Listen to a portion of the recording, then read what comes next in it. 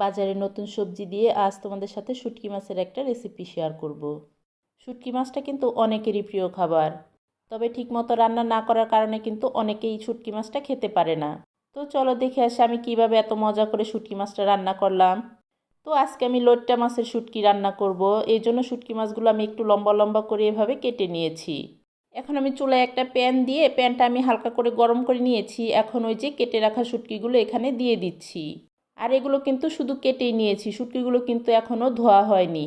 তো এখন আমি শুটকি মাছগুলো 4-5 মিনিটের মতো খুব ভালো করে টেলে নিব। যখন শুটকি মাছের গায়ে পোড়া পোড়া একটা দাগ বসে যাবে ওই অবস্থাতে আমি এখানে হাফ কাপের মতো পানি দিয়ে দিচ্ছি। আর এই পানিটা দিয়েও আমি 2-3 মিনিটের মতো পানিতেই জাল করে নিয়েছি শুটকি মাছগুলো। এতে করে শুটকির গায়ে যে ময়লাগুলো আছে এই ময়লাগুলো কিন্তু আগলা হয়ে যাবে, আর একটু ধুয়ে নিলেই মাছটা খুব ভালোভাবে পরিষ্কার হয়ে যাবে। তো শুটকি মাছগুলো পরিষ্কার করে সাইডে রেখে দিচ্ছি, আর এদিকে আমি চুলায় একটা প্যানে পরিমাণ মতো রান্নার তেল দিয়ে দিয়েছি। আর তেলটা যখন একটু গরম হয়ে গেছে তখন আমি এখানে হাফ কাপের মতো পেঁয়াজ কুচি দিয়ে দিয়েছি। তো পেঁয়াজগুলো আমি একটু ব্রাউন করে ভেজে নিব। যখন পেঁয়াজগুলো একটু ব্রাউন কালার হয়ে এসেছে তখন আমি এখানে 1 টেবিল চামচের মতো রসুন বাটা আর 1 চা চামচের মতো জিরা বাটা অ্যাড করে দিয়েছি। আর যে কোনো শুটকি রান্নাতে রসুনটা একটু বেশি ব্যবহার করতে হয়, তাহলে কিন্তু শুটকি মাছের টেস্টটা খুবই ভালো আসে। তো বাটা মশলাটা দিয়ে আমি একটু নেড়েচেড়ে নিয়েছি তেলের সাথে, যাতে কাঁচা গন্ধটা চলে যায় মশলার। তারপর আমি এখানে হাফ কাপের মতো পানি অ্যাড করে দিলাম। এখন আমি এখানে কিছু গুঁড়া মশলা অ্যাড করে দিচ্ছি। এখানে আমি 1 চা চামচের মতো হলুদের গুঁড়ো দিয়ে দিচ্ছি আর 1 টেবিল চামচের মতো মরিচের গুঁড়ো দিয়ে দিচ্ছি। তারপর আমি এখানে পরিমাণ মতো লবণ দিয়ে দিলাম। এখন সব কিছু একসাথে খুব ভালো করে নেড়েচেড়ে মশলাটা কষিয়ে নেব। আর এই মশলাটাও কিন্তু খুব ভালোভাবে কষাতে হবে। মশলাটা যত ভালো কষানো হবে রান্নাটা খেতে তত বেশি মজা হবে।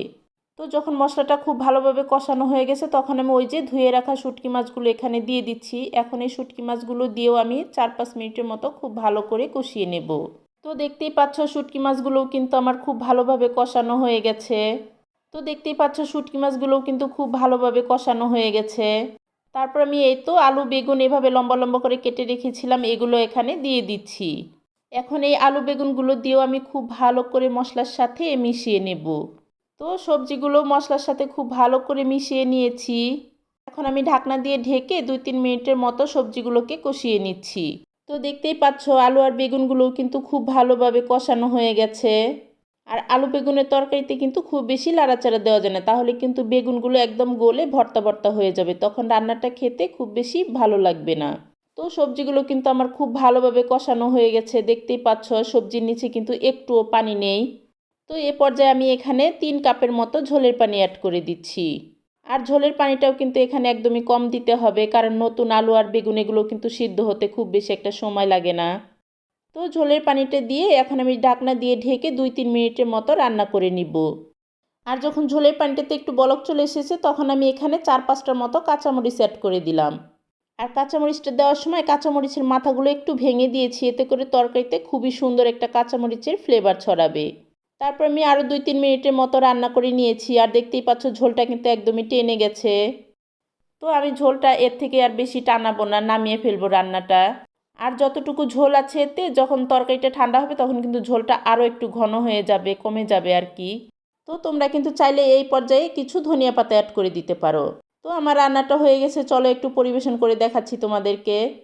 তো আমার রান্নাটা কেমন হয়েছে কমেন্টে জানিও। আর আমার ভিডিওটা যদি ইউটিউব চ্যানেল থেকে দেখো তাহলে একটা সাবস্ক্রাইব করে দিও প্লিজ। আর যদি ফেসবুক পেজ থেকে দেখো তাহলে একটা ফলো দিয়ে দিও। সবাই ভালো থেকো, আল্লাহ হাফেজ।